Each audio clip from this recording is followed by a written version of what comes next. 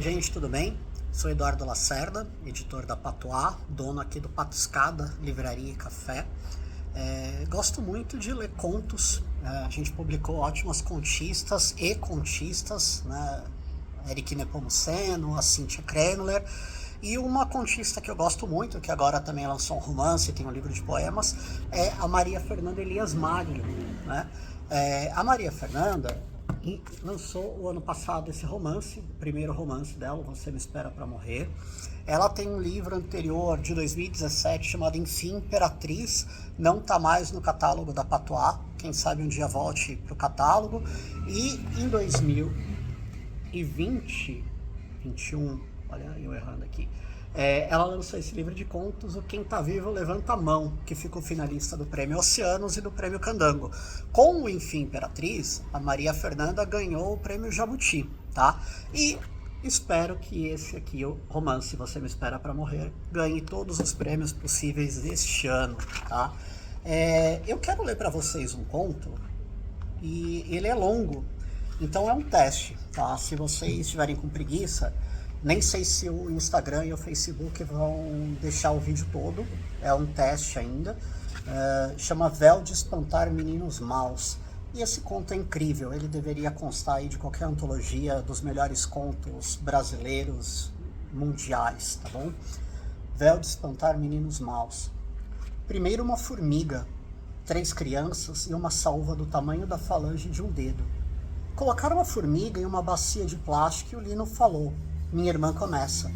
A Inês jogou o dado, a face de 6 bolinhas para cima. Pegou um graveto e deu 6 estocadas na formiga, que não morreu, porque o graveto não tinha corpo suficiente para molestar carne de inseto. Daí foi a vez do Lino. Jogou o dado 3 e escolheu uma mamona verde. Esmagou 3 vezes, o leite da mamona se misturando com a própria formiga esmagada sem sangue nenhum. Não deu tempo de o Joca arremessar o dado na bacia. A formiga já estava morta. Eles chamaram de aquilo e diziam baixo, a palavra sussurrada um para o outro, como se intuíssem que podia virar qualquer coisa muito errada, porque formiga se mata sem querer, grilo, louva a Deus, mas matar querendo devia ser pecado bravo, ainda mais criança. Quando começou, não era aquilo. Era só uma terça-feira flácida e quente, os 3 primos guardados na sombra da mangueira do sítio da avó, beliscando a pele da manga com os dentes, sugando o leite da fruta que escapava do buraco. A Inês falou: a gente bem que podia inventar uma coisa, uma brincadeira. E o Joca deu a ideia de fazerem uma história. Cada um conta um pedaço e o outro emenda e não tem fim nunca. O Lino achou que era brincadeira chata e disse: a lembrança amarela da manga nos cantos da boca. E se a gente caçasse formiga? Joca não gostava da palavra caçar, porque dava a impressão de maldade, coisa ruim feita de propósito. Caçar que você diz é pegar, Lino?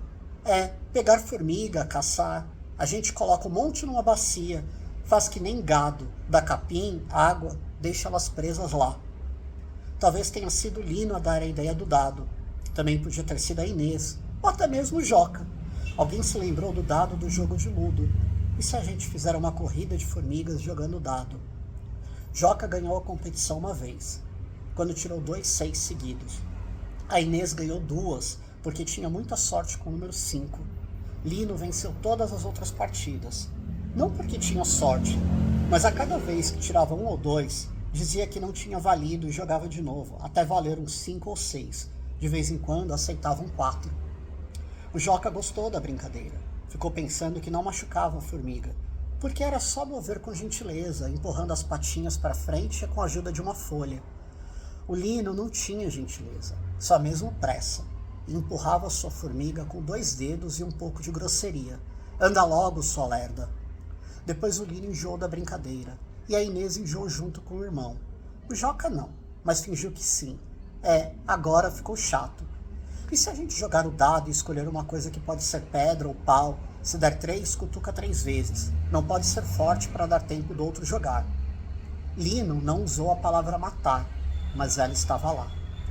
Foram 17 formigas exterminadas na bacia amarela da avó, e diferentes modos de execução: pedra, figo verde, toco, caco de vidro, mamona, caroço de manga, pau, uma ponta enferrujada de anzol.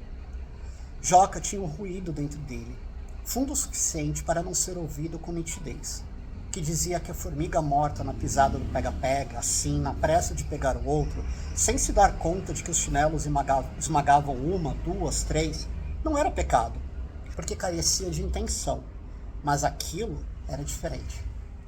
Era janeiro, o quintal da roça sem muro, o universo se esticando para além da mangueira, do riacho, da plantação de milho.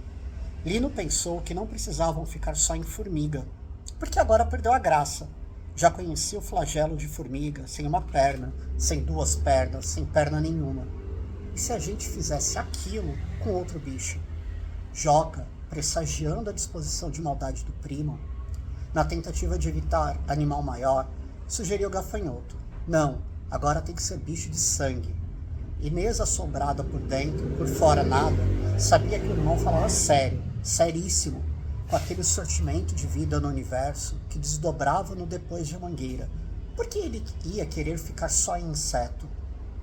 E se a gente pegasse passarinho? Quem falou foi o Lino.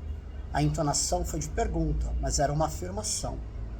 Joca se apressou em dizer, boa ideia, no alegre de pensar que passarinho voa alto e longe, tem asa boa de fugir e de ficar vivo.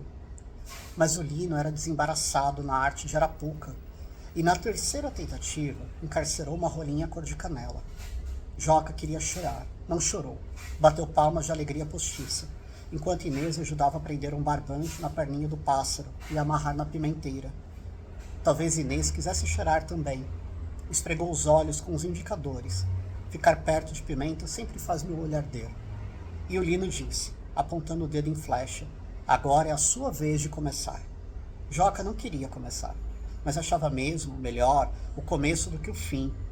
Deus que me livre de ser dono da morte da rolinha castanha. Eu jogo dado, Lino?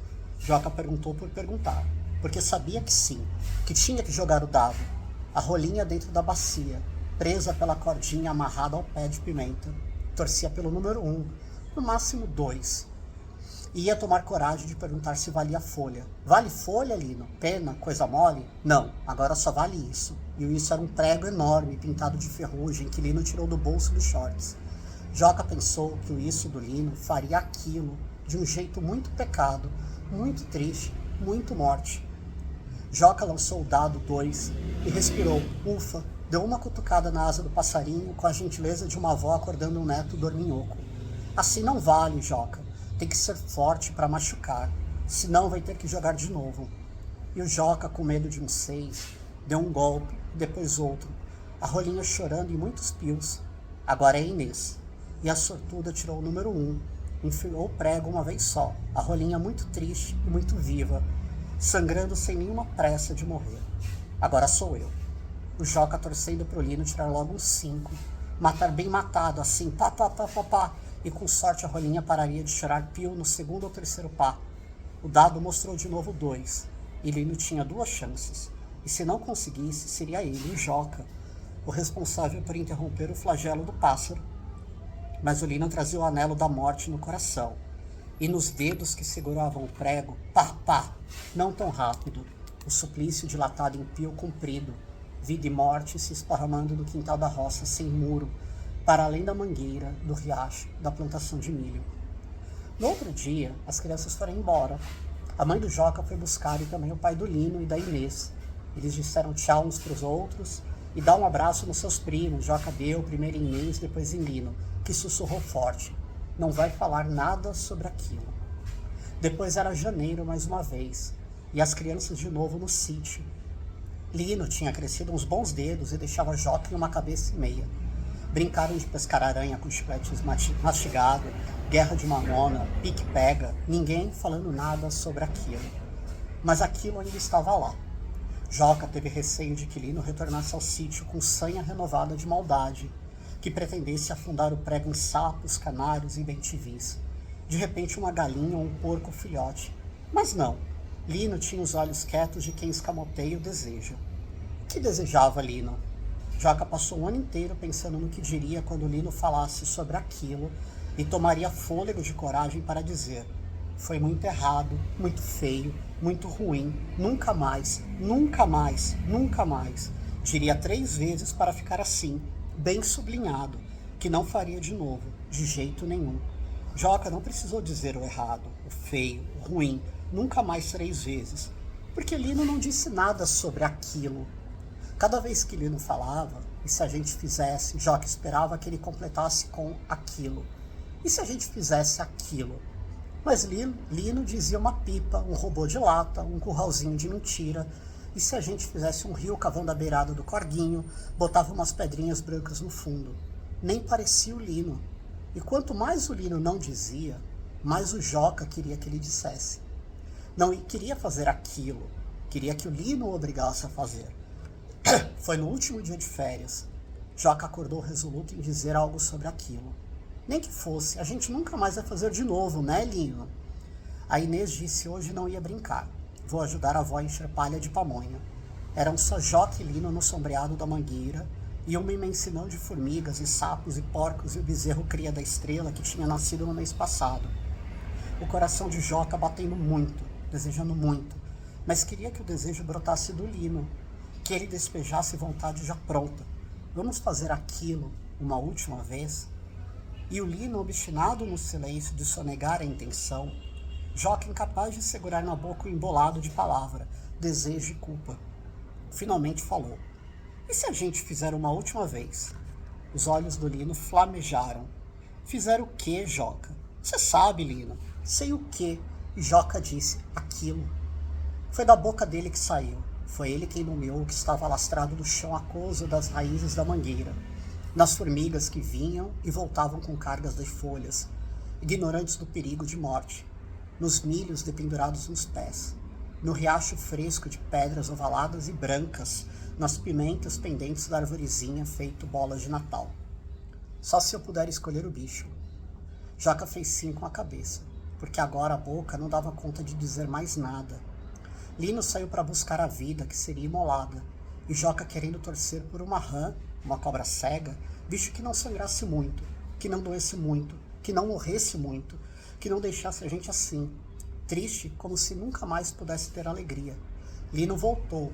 Joca não saberia dizer se em 15 minutos ou meia hora. Talvez tenha se passado mais de 1 hora, 2, 3. Uma vida inteira esperando o retorno de Lino. E Lino vindo com uma coisa enrolada em um pano branco. Estava mais alto e mais quieto. E agora parecia muito Lino. A cobiça de morte nos olhos e nos pés calçados de chinelo. Nas mãos com um embrulho branco. No prego imenso no bolso dos shorts. Joca querendo, no fundo, que Lino desembrulhasse um porquinho, uma ovelha de criação do seu Luiz retireiro, de repente um filhote de raposa, uma paca, bicho que esperrasse muito sangue e morresse devagar em um choro imenso. Mas Joca não queria querer e tinha medo do próprio desejo, e mais ainda do desejo de Lino, porque Lino não tinha medo nenhum. E era um balido de choro, mas o que chorava no pano não era ovelha nem porco, não era bicho nenhum. Um filhote nascido de gente, um bebê do tamanho de uma abóbora a pescoço, um par de olhos pretos lavados de lagrimazinhas minúsculas, uma boca que chorava baixo sem fazer pio. Era uma menina e tinha acabado de nascer, porque tinha um resto de catarro branco grudado na pele cinza roxa. E Joca já tinha visto criança assim em foto do livro da escola, nascida de pouco. De quem é, Lino? Foi o que Joca conseguiu dizer.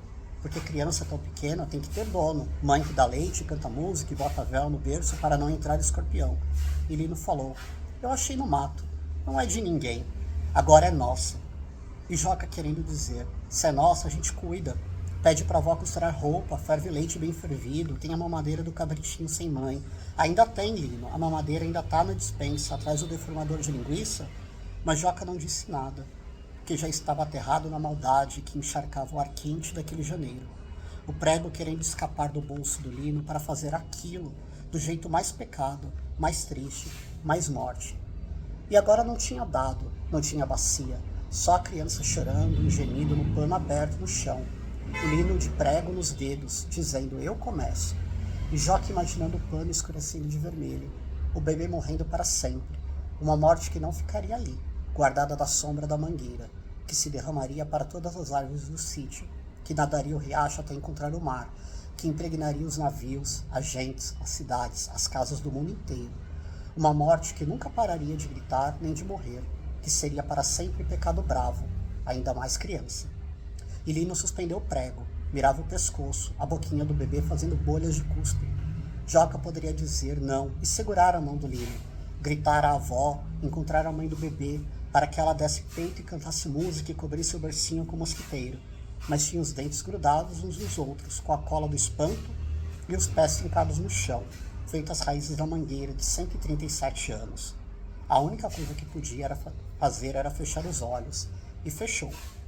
Voltou a abrir quando escutou Lino dizer, Minha Nossa Senhora, e uma batida impaciente de asas, não como um pássaro ou uma borboleta, mas o barulho de asas enormes brotadas das escápulas de uma menina recém-nascida, cujos olhos escuros já não choravam e nem a boca tinha cuspe e gemido. A menina voando cada vez mais alto, as asas pretas e grumosas, boas de fugir e de ficar viva. O Lino ainda com o prego na mão levantada para o alto. Nenhuma intenção cruel, a maldade desmontada pelo susto. E Joca desejando que acabasse logo, que a menina voasse de volta para a mãe, que devia morar no céu. Uma mãe que dava leite de nuvem, cantava uma música que falava de um holocausto de formigas e protegia o berço com um véu de espantar meninos maus. É isso. Quem está vivo levanta a mão. É um livro maravilhoso. A gente continua com uma promoção. Quem comprar o Você Me Espera Pra Morrer ganha de presente o Quem Tá Vivo Levanta a Mão, tá? E eu vou ver se esse vídeo entra no Instagram. Muito obrigado, viu?